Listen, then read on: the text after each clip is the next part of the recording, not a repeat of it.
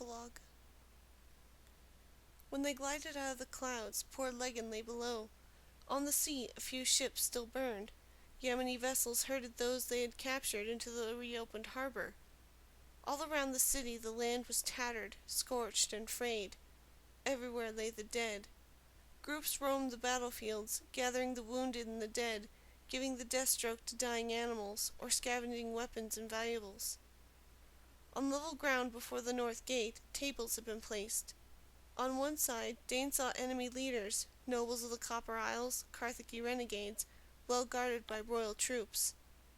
Opposite them were King Jonathan, reunited and hand-fast with Queen Theod, Lord Imra, the Yamani admiral who had commanded the 10 ships that had mopped up the enemy fleet, Anawa and her big dog Tahoe, and the mage Herelt.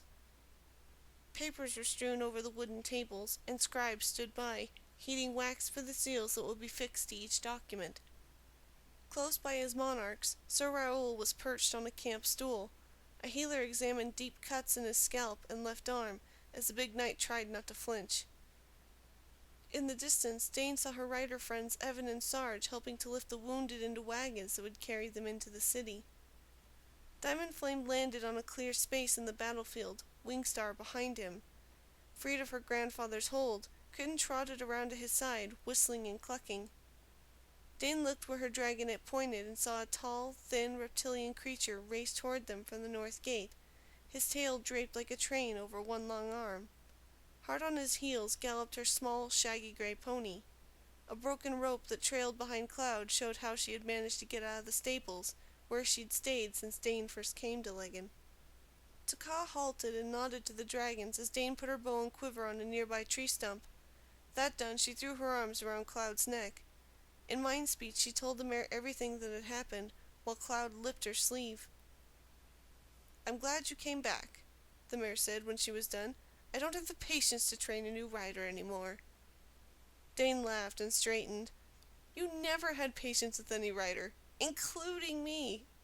Tahoe beat Anawa in the run to greet them.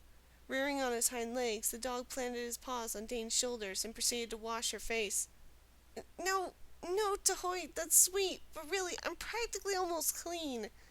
Holding his paws, Dane backed the dog up until he said that he would be good and not wash her. She released him. He lunged, ran his tongue from her chin to her forehead, then sat, tail pounding the dry earth. "Very funny," muttered Dane, and wiped her face. Anawa gave her a quick, tight hug. "Ozorn?" she asked, examining the girl for any sign of injury. "Dead," replied Dane, flushing at the memory. "Just as dead as I could make him without dragging him before the Black God myself." "Numer?" "No one knows," was the quiet reply. "The magic sign of his duel with the Densar vanished a while back, but no one's had a chance to go that way to check on him. What in the name of the goddess happened? There was a sound, and the next instant, at least half of the immortals disappeared from the battlefield. Just vanished." "It's a long story," Dane told her friend. "Ask Big Blue to tell it to you." She pointed to Diamond Flame, then grabbed her skirt with one hand and mounted Cloud. "I'm going after Numer." "Big Blue?" echoed Kitten's grandfather. An interesting nickname." Anawa grabbed Cloud's mane and was almost bitten for her pains. "Dane, there may be enemy soldiers out that way still. Wait for a cleanup squad." Without needing a word from Dane, Cloud walked over to the tree stump. Dane grabbed her father's bow and quiver and smiled at the Khmer. "It isn't me who has to be wary of them," she said gently. "They'd best be afraid of me." She nudged Cloud, who set off at a trot. She was glad that her mare knew where she wanted to go. Exhaustion, banished temporarily while she wore Ganyel's coat, was gnawing at her. She prayed that her words to Anawa weren't vainglory, and that she'd be able to use her bow if necessary. It would be too embarrassing to have survived all this, only to be cut down by a straggler determined to make one last kill before he surrendered or escaped. Watching where she placed her hooves, Cloud picked her way through bodies and equipment for war. The giant wooden barriers made to deter jumping horses had been pulled aside, opening gaps in their line. Pony and rider passed the wooden towers, now black and crumbling after their encounter with dragonfire, and rode through a break in the low earthen wall. The ground sloped, leading to the camp beside the river. Here the destruction was complete. Tents and goods had been destroyed, burned, or stolen. The bodies of those who had defended, not run, lay everywhere. The red and black globe of magics had not come from the camp, but from upriver. Dane gripped trembling hands in Cloud's mane and prayed as they turned right, following the water east. Deep gashes were torn from the earth. The shallow river was half blocked by stones and what looked like a yard-long bank of earth-colored glass. Already the water was carving a new path around the obstruction.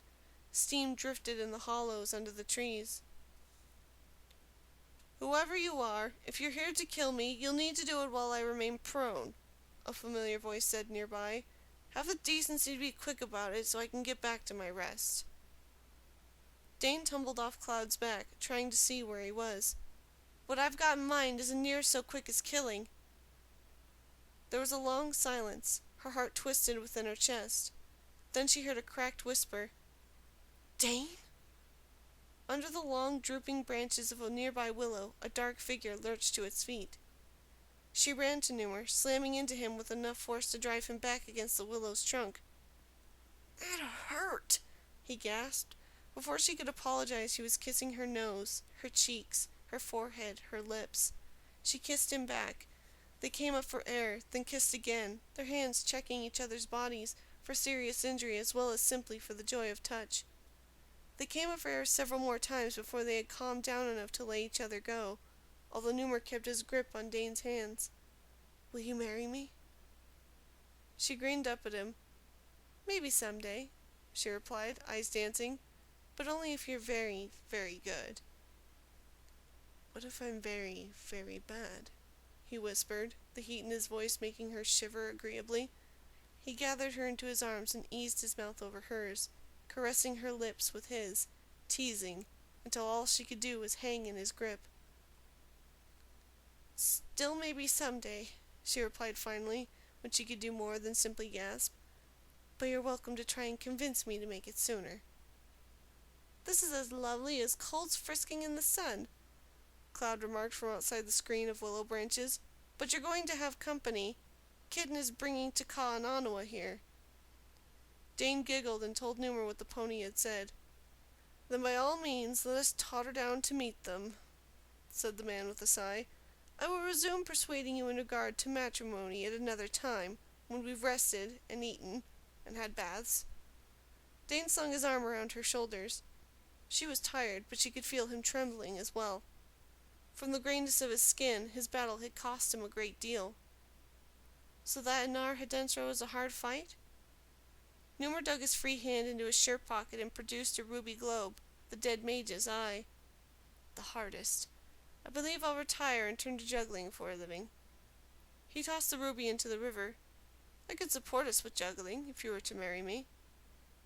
"We'll see," she said. "I take it Awase was acting through Osborne?" Numer asked quietly. Dane nodded. "I'll tell you all of it later. It will take a bit of telling." There were storm wings overhead. They descended from behind the cover of the clouds in a spiraling pattern, feathers blazing where they reflected the sun.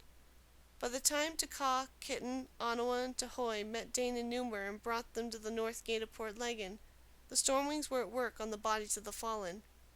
Watching them from a distance, Dane realized that it might be just as well if she told only a few trusted friends that she had spoken for the Stormwing's right to stay in the mortal realms.